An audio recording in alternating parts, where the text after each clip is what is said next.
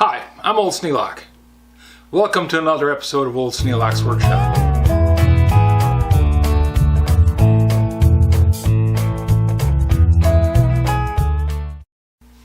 I'm back to thinning the herd again. Lots of things, lots of water over the dam, lots of water under the bridge, through the culvert, whatever you want to call it. Many things happened, and I want to get back to this because I think it's an important thing to do, is to respect the tools that I have and not just pile them in a drawer, leave them in there collecting dust. Somebody else is going to get some use out of this because it's a very nice plane. This is a Bailey number 23 Transitional plane, made by the Stanley Rule and Level Company. Wooden planes were the originals. It was a wood block with a blade mounted in it. Then someone came along with the idea of having a cast iron frame for the plane, and that made it so that the plane could have a much better adjustment method. Rather than having wedges to lock the blade in place, it now had a cap iron and a latch so that the plane could have the blade removed easily and put right back in the same position without changing the depth of cut or anything else. It also allowed you to adjust the depth of cut with this adjustment screw here. With this lever you can control the lateral and square up the blade with the sole of the plane. Nice, handy little plane. And this was a transitional because people didn't like the iron planes. They wanted wood planes.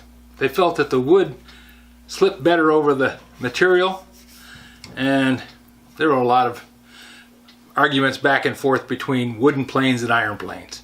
I happen to like all three of them. I like transitionals, I like wooden planes, and I like iron planes.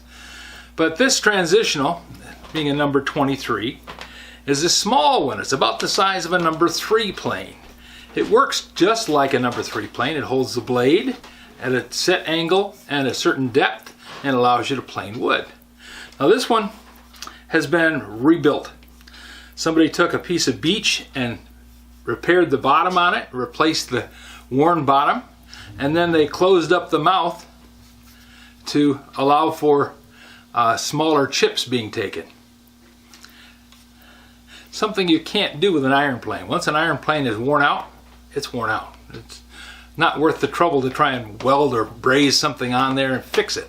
I know I've done it, but it takes a tremendous amount of work, and it was just an exercise to see if I could.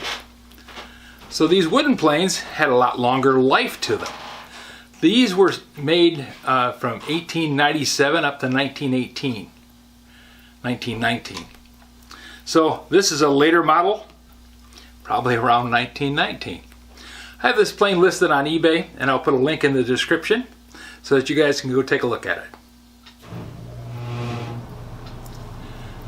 The furnace kicked on. Much quieter than it used to be.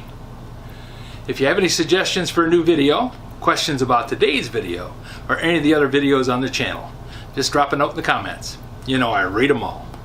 And there'll be more of these coming up. I'm going to try and put as many up as I can at one time.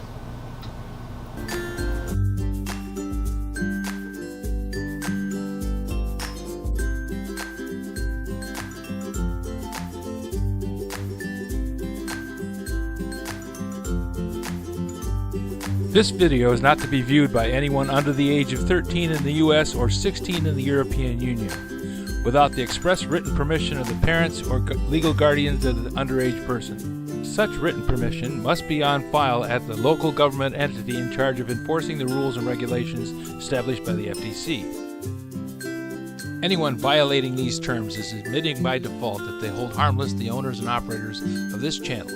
Any and all questions should be addressed to your local branch of the FTC.